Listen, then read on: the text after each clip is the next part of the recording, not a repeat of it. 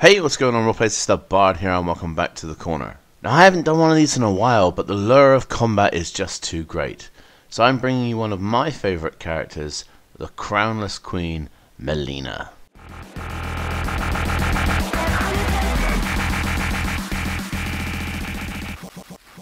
So, just as a bit of trivia, the term Khanum refers to a female royal or aristocratic title which derived originally in East Asia and Central Asia. The reason I include this is because it helps to flesh out the character a tiny bit when selecting the classes for the build. So I wouldn't consider, say, a sorcerer to be a particularly noble class, but something like Bard would be very aristocratic. It moves in very high social circles. Additionally, Bards make very good leaders due to their social skills, and things like their bardic inspiration very much help to give them that edge when it comes to dealing with people. I very much had to resist the urge to go sorcerer because Quicken Spell allows you to spam out some really useful attacks. However, I wanted something that's just a little bit more people focused as well, because you need to be a well-rounded character if you're going to be the Emperor of Outworld. Mileena is capable of landing a number of quick attacks on her opponent. However, in reality, her small frame doesn't lend itself well to hard knockdowns. As such, the Way of the Shadow seems much more appropriate to Mileena's overall combat style. Considering her ability to use ethereal teleports, I would say that Shadow Step is probably one of the best abilities to represent this. This combination of classes should give you enough combat capability, as well as enough social interaction to make you useful in a variety of different situations, while at the same time remaining true to the classic gamer style for the people who just want something that represents the character as it is presented to us.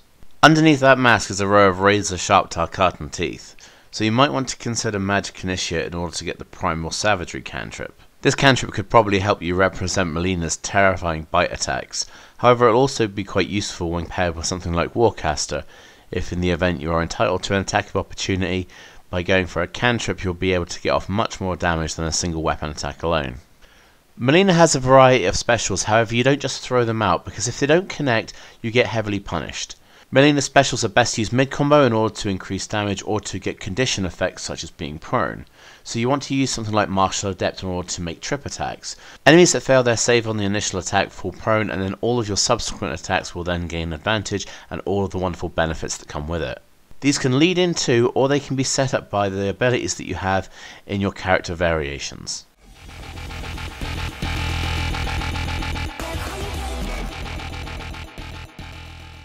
So Ravenous incorporates a number of vicious bite attacks, as well as some practical grapple-style maneuvers that allow you to get the advantage over your opponent and then reset your position.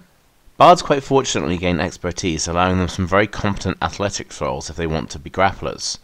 As such, it might be worth going down the grappler route and taking that feat if this is the kind of style you want to concentrate on. Considering also the monk's ability to make multiple attacks, you can actually start with grappling or shoving as one of your main actions, then getting a number of attacks, as well as being able to use pushes that allow you to separate yourself from the encounter and put some distance between you and the target. You might shove a creature to the floor as your first attack and then get a second attack on top of that. You can then use Kai points for a flurry of blows.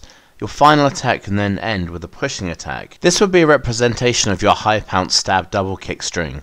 Of the monk's 4 attacks that they would be entitled to in this scenario, the first one shoves them to the floor, gaining advantage on the remaining 3, and the final attack has a damage boost which then has the potential to shove a creature away, reset your position, or just put them into a position where they're going to be at a greater disadvantage. Primal Savagery is fairly good by itself, but it also represents a very good option if you're using Warcaster to make attacks of opportunity, because you can then cast a cantrip instead of making an attack, which will then allow you to get a really big damage increase. Primal Savagery is not only representing Mileena's terrifying Tarkatan fangs, but it also gives you a differing energy source in order to deal damage with. Just having access to an additional energy type is useful against creatures that are generally resistant to your melee attacks, so it keeps you working more efficiently by using this if your main attacks are getting resisted. Mileena's Quick Taste combo actually allows you to gain some health back as well, so if you're looking to incorporate that from the game into your D&D session, then why not consider getting something like Vampiric Touch.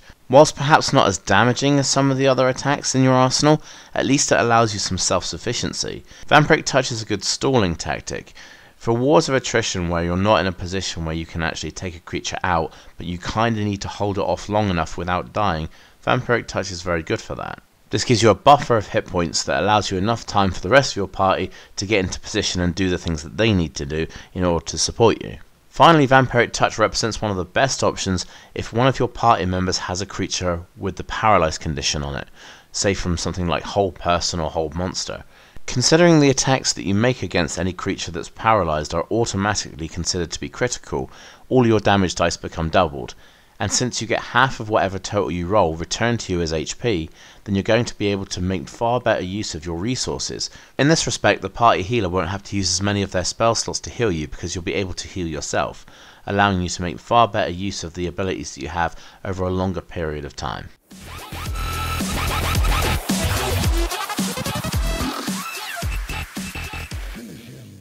Piercing shares a lot of similarities with Ravenous, however Piercing also has your zoning options. Low Psi is a good attack because it allows you a ranged ability, but it also low profiles against other attacks. Also, Mileena's Piercing variation allows you to do significant damage, and it also allows you to keep a creature at arm's length because of the increased range of the standard attacks. So what does this mean in D&D terms? Well, quite simply put, it means that creatures just aren't able to attack you as efficiently. Cutting Words allows you to put penalties on creatures on their attack rolls, damage rolls, and ability checks.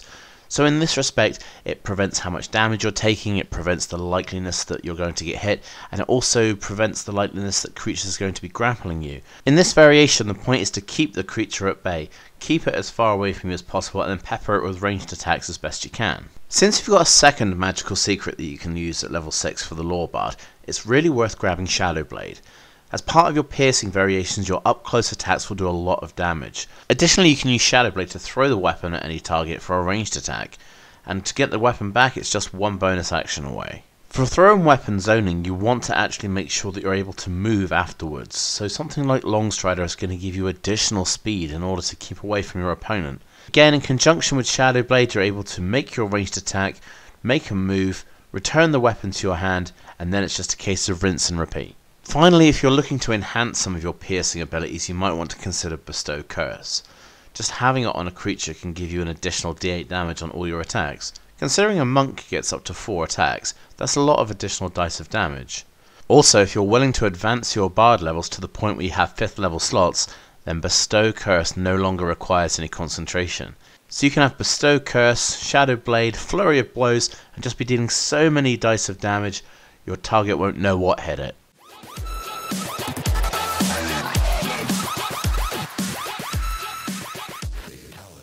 Ethereal is your short-range teleports that you use for setting up on other creatures, but it also gets you out of harm's way.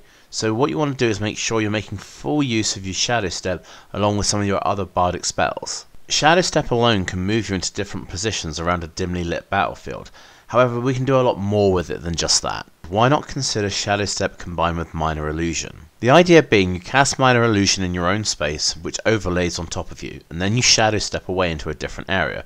From your target's perspective, there are 2 creatures now, so it has to choose one of them to go for. If the creature goes for the wrong one, it wastes its turn dealing with an illusion. You might actually be able to get the same creature twice with this technique. Instead of actually Shadow Stepping away, instead just cast the Minor Illusion in a different place. By switching up the different places in which you use your Minor Illusion or your Shadow Step in conjunction with each other, you can create maximum confusion, forcing creatures to really waste their turns.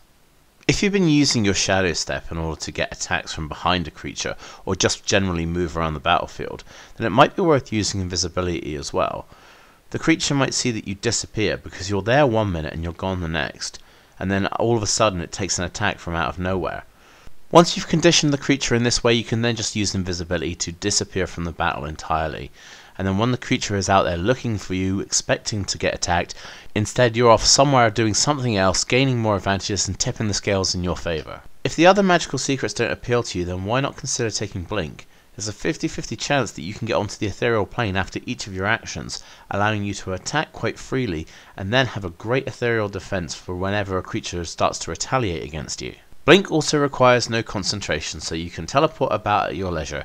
You can go onto the ethereal plane, you have some movement abilities available, and it's also a really good utility spell as we've discussed in other videos by allowing you to bypass certain obstacles that you wouldn't normally be able to get around.